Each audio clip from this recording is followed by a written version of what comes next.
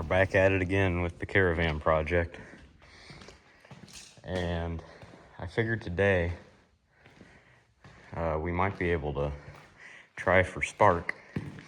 You may remember it doesn't have any spark plugs or spark plug wires. But while digging through this shed, I found a cap for something. I don't see a number on it, but something 4-cylinder, so we can use those wires. And we're not going to start it, but we can at least see if it's got spark. I doubt it does, but that would be cool. I also have some sledgehammers and a trash can that's unrelated. So yeah, we got to go back over there.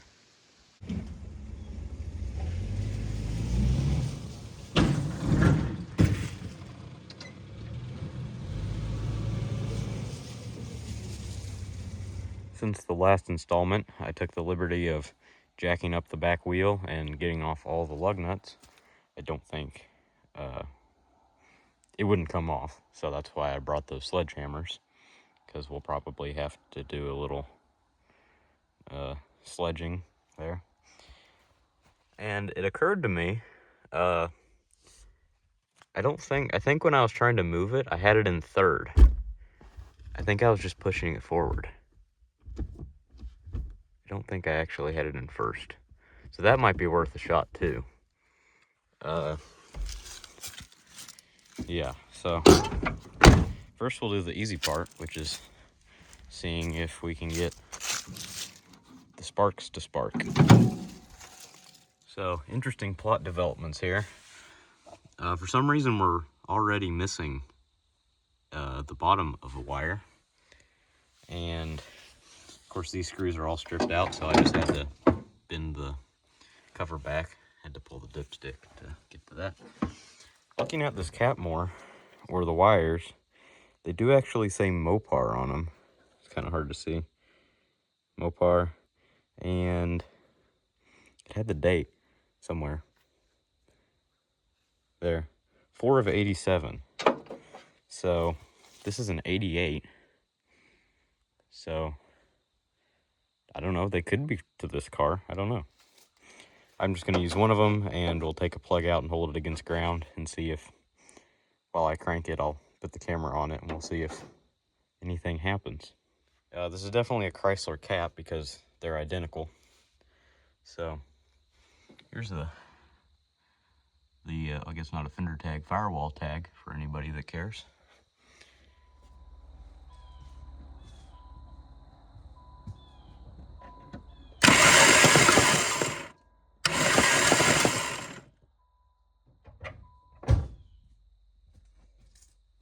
Well, I didn't see anything, so I would guess that means we probably don't have any spark, which is unsurprising.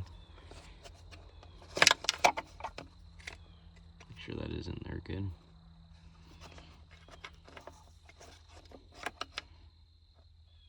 Remember how I said I cut the belts for no reason? Well, it turns out, you can't really see it, but the water pump's locked up, so that's good. That wasn't totally wasted. Anyway, I don't think we have any spark, so that's bad, but we'll cross that bridge when we get there. I had to take the aluminum trim ring off and then beat it vehemently with the mallet, but I think, yeah, we got a little bit of movement. I just got it off the lug studs. Oh yeah, it's mint.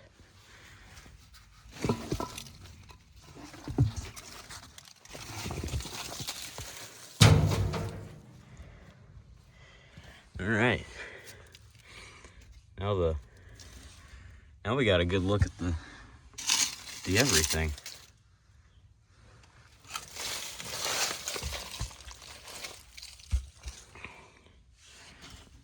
This is probably a bad idea to stick my hand under there, but I mean, it can't fall too far, right? It'll just fall onto that spare.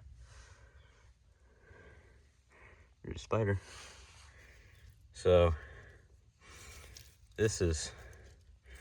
I'm sure this is going to be fun to try to get off.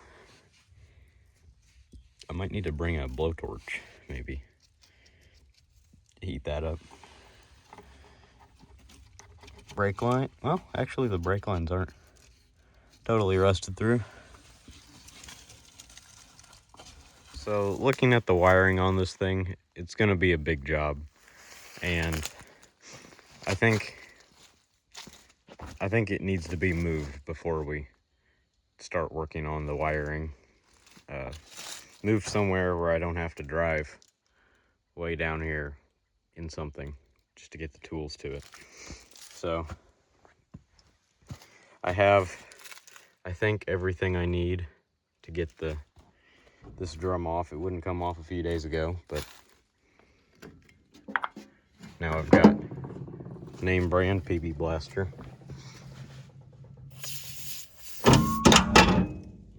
Propane torch just fell. Good thing it didn't blow up. I'll let that sit there a second, then I'll heat it up with the torch. We'll see if that gets us anywhere. I'm sure the pads, well, obviously the pads are stuck to the drum too because it doesn't roll. So, yeah.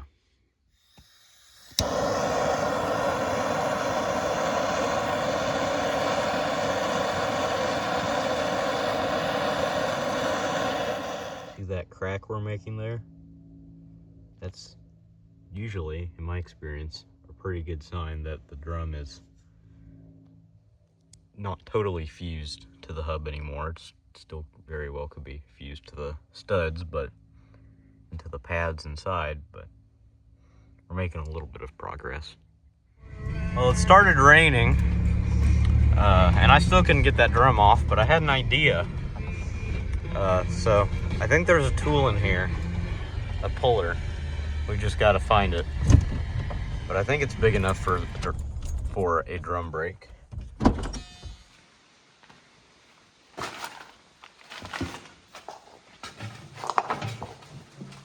Oh yeah. I think that'll work.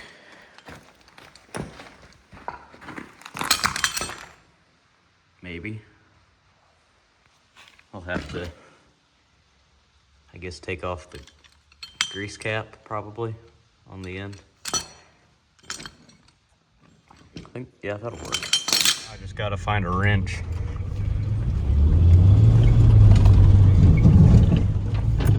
That'll work. Now I just gotta find a wrench, the right size for to go with that puller. Good news, I found a 15/16, which is the size. So we'll go back down to the excavation site. Pull the grease cap off. We're gonna see it. It did fit around there, so in theory it should be able to pull this off. But if I get it centered there so it doesn't hurt anything there, we'll see. Well, the puller does fit, but I don't think it's really gonna do anything for us because I think the pads are, pressed up pretty hard against the drum. I just got the adjustment cover off. As you can see, it's pretty crusty. Took a little bit of the drum with it. So it's a little difficult because I can't see anything. Obviously, I can't get my head back in there. But I'm going to try to adjust the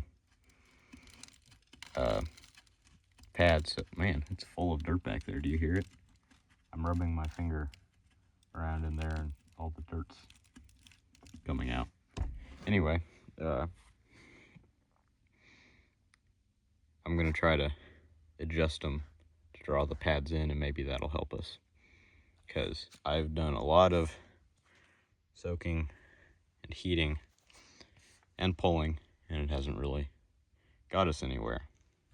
So I've tried basically everything that I can think of to get this drum off, and it is not coming off. So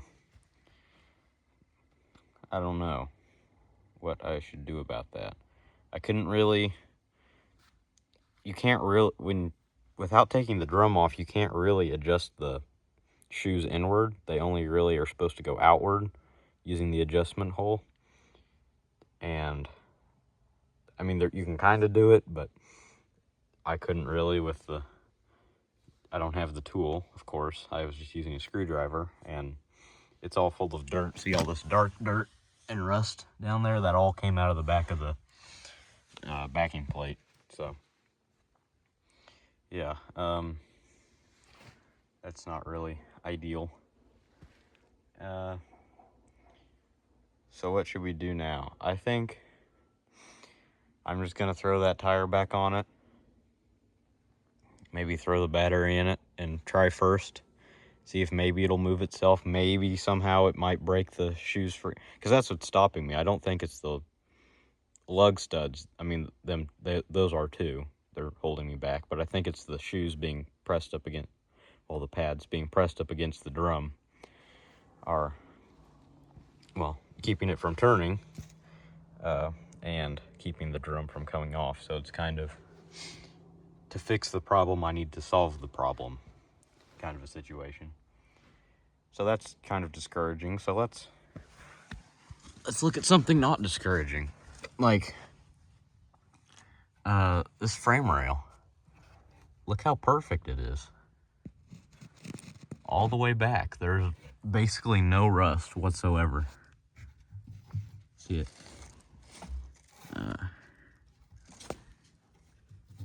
Up here as well. See how not rusty it is? There, sorry.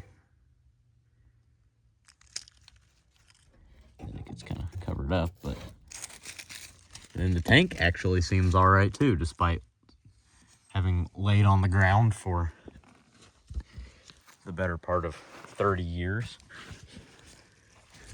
Up here, I couldn't find any rust either. So, I mean, this isn't the best filming, I know, but these rockers are, the rockers are perfect. The only rust I've been able to find on this van is here and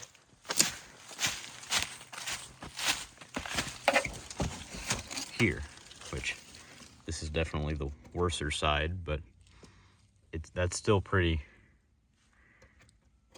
I can live with that. Is that? No, that's just how that came. I think this rocker's good too. Yeah. Is that rust? No, that's just dirt. There's the frame rail over here.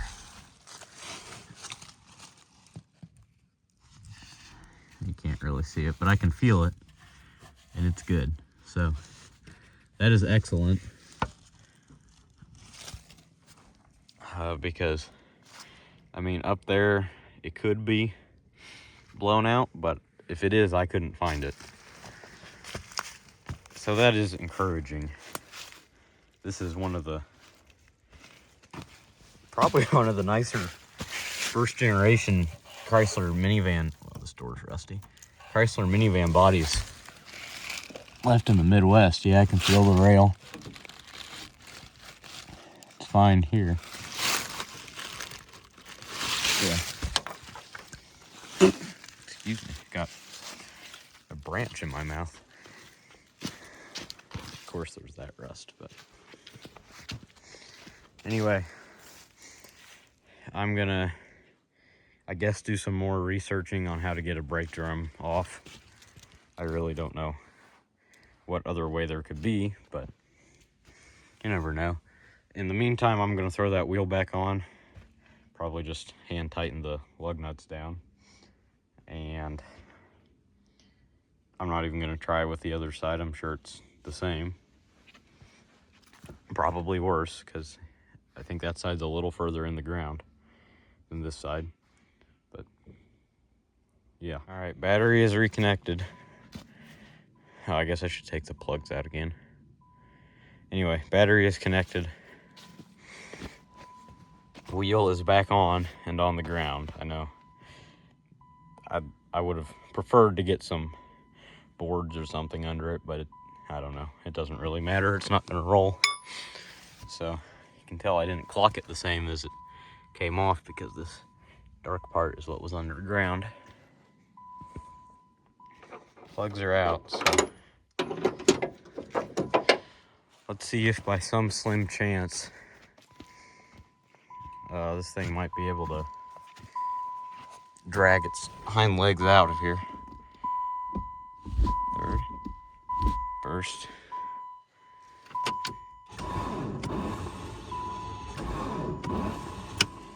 Nope.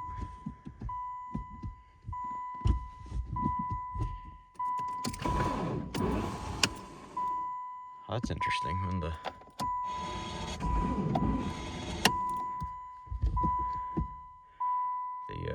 brake light comes on. It does move slightly. Uh-oh. Oh.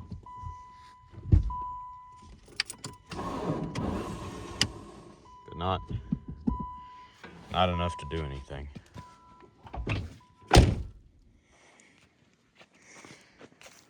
So that's probably going to be it for this part. Not a very encouraging one, I wouldn't call it, but yeah. I guess this would be part 4, right?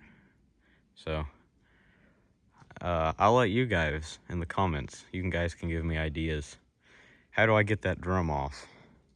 And how do I get this thing out of here as it is? Because there's still not really a good way to pull it. And it clearly doesn't have enough power to pull itself out, even though I think it is still at... I know that battery should be charged all the way. So, yeah. Let me go to a different angle so I don't keep ending these in the same spot. There's the sunset shining over a Mazda Protege. Anyway, I'd like to thank all you guys for watching. The next part will probably be probably a few months, honestly, away. I got plenty of other things I need to work on besides this. This is back burner. But yeah, I'd like to get it out of the hole. I think that's a good goal to have. Once it's out of the hole, it'll be a lot easier to make it run. But yeah, I'll see you guys in the next part, hopefully.